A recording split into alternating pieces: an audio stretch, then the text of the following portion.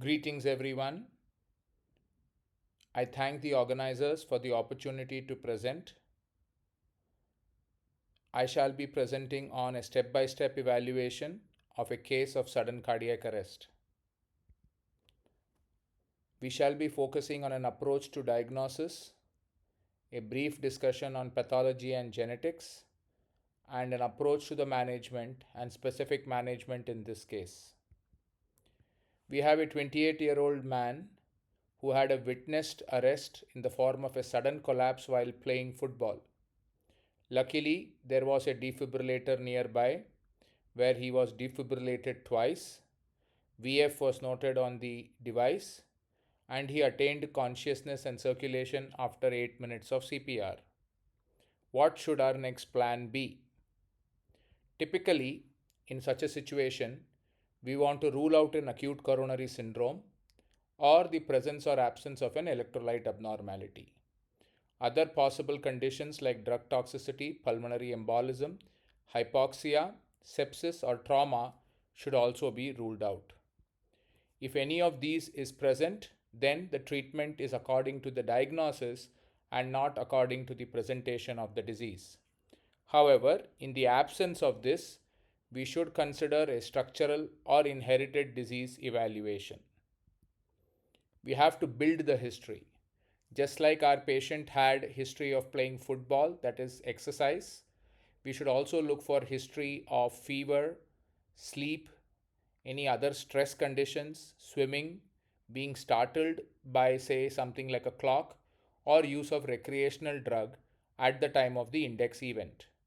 Additionally, unusual family history like sudden cardiac arrest, seizures, implantation of an ICD or a cardiomyopathy, unexplained drowning or accidents, or head injury leading to death should also be evaluated.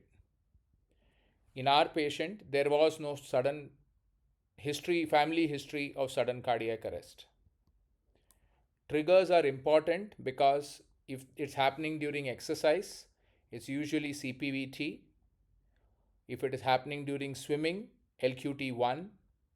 Sudden noise is a trigger for LQT2. During sleep, it could be Brugada syndrome. In times of stress, it could be LQT syndromes or CPVT. If there is presence of fever, Brugada syndrome becomes likely, and at rest, it is either early repolarization syndrome or Brugada syndrome. Therefore, building the history to differentiate between a mere syncope and a possible event of sudden cardiac arrest is very critical. The first test that every survivor should undergo is a 12-lead ECG, an echocardiogram, lab evaluations for dyselectrolytemia, and coronary imaging. Does the ECG tell the diagnosis is a question we have to ask every point in time. Some of the common features of conditions that might be diagnostic on an ECG are the Brugada syndrome, where the V1, V2, and V3 leads of a 12-lead ECG show the characteristic Brugada phenotype, a type 1 Brugada ECG pattern. Sometimes you may get an equivalent of the same pathophysiology but in the inferolateral leads in the form of an atypical ST elevation or J point elevation along with a fishhook pattern, also called as the early repolarization syndrome. These are responsible for VT and VF and reasonably common. Sometimes you might get ECGs that show a long QT. We might also be able to see fractionation on the ECG, seen especially in lead V1 in the form of a right bundle branch block or in the form of a epsilon wave, which typically is at the end of the QRS. You might also see deep T wave inversions with left ventricular hypertrophy, which is suggestive of hypertrophic cardiomyopathy. If the ECG is telling you the diagnosis, that's the diagnosis, and we only then perform confirmatory tests to help us confirm the diagnosis. In this case, the ECG, echo, and coronary angiogram were normal. The next steps then are either performing an exercise test where CPVT and LQT can be seen or can be hinted at, a cardiac MRI where occasionally some scar may be seen, very typically in early repolarization syndromes, where in the inferior septal region we might see some scar. Very rarely a signal averaged ECG, not commonly done these days, but early arrhythmogenic ventricular cardiomyopathy syndromes can be picked up. Alternatively, ECG positions can be changed, especially in the form of Fontaine leads, which can pick up epsilon waves. A Holter or a telemetry, namely to see labile QT intervals or episodes of brief non-sustained VT. Also, we will be able to document PVCs that may trigger off non-sustained VT, provocative drug testing in the form of adrenaline for provoking or helping in the diagnosis of long QT syndromes, or flecainide testing to help you diagnose Brugada syndrome, and very rarely CT to look at anomalous coronary arteries might also be needed. The diagnosis of anomalous coronary artery can be made during the coronary angiogram also. In our case, the exercise testing was normal. The cardiac MRI did not have a scar.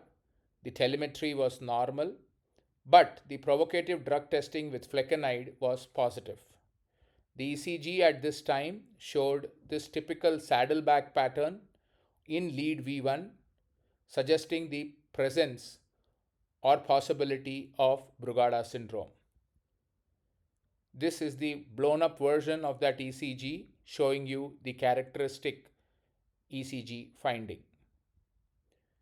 When should you perform genetic testing? We should not sequence everyone in the absence of a suspicion.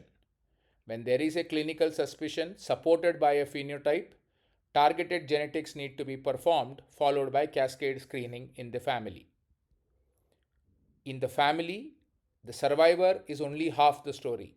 The other family members may also be affected and need to be tested using an ECG, an echo, exercise testing, and an MRI if needed. Sometimes, if we are able to find the genetic abnormality in the index patient, we can use that abnormal gene to screen family members, and then intensive counseling needs to be given to these patients if they are gene positive. One diagnosis in the index patient may prevent multiple sudden deaths in the family. In our patient, we treated fever aggressively. We gave them quinidine, implanted an ICD. We preferred a transvenous over a subcutaneous ICD owing to financial reasons. And the genetic testing revealed an autosomal dominant loss of function mutation missense type in the SCN5A gene. Our story doesn't end here. A year later, the patient presented with ventricular fibrillation, which was reverted with a shock despite the use of quinidine. Given that the patient had broken through, we decided to perform an ablation. Since the pathology in the Brugada syndrome is in the epicardium, in the outflow tracts, we created a map of the epicardium. This is a electroanatomical map showing that there were no late signals anywhere. Even when you account for the last part of the QRS, we did not see any abnormalities. But when we looked at the bipolar voltage, you can make out throughout the center here, there are some abnormal regions.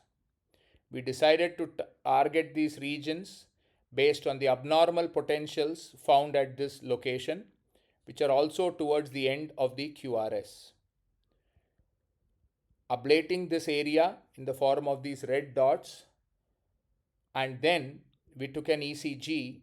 This was done at the time of the event itself. During the ablation, we found that the characteristic ST elevation was absent even though we gave flecainide to this patient on the table. We also pushed up the leads of V1 and V2 into the third intercostal space postoperatively and did not find the characteristic pattern. Other considerations in our patient would be worry about atrial arrhythmias, which was seen on the tracing there. This is commonly associated with Brugada syndrome and possibly can be considered as a risk factor for sudden cardiac death. Additionally, the bradycardic possibilities with the mutation of SCN5A causing sinus node dysfunction are also there. We did not see this in our patient. In summary, therefore, when we have a survivor of sudden cardiac arrest, diagnosis to family screening needs to be performed. We need to exclude reversible causes, have history and a family history taken quickly, echo, ECG and a coronary evaluation, MRI with an echo and a Holter, identify the phenotype, targeted genetics, treat the index patient, and make sure we screen the family. Thank you very much for your patient hearing. I look forward to taking questions.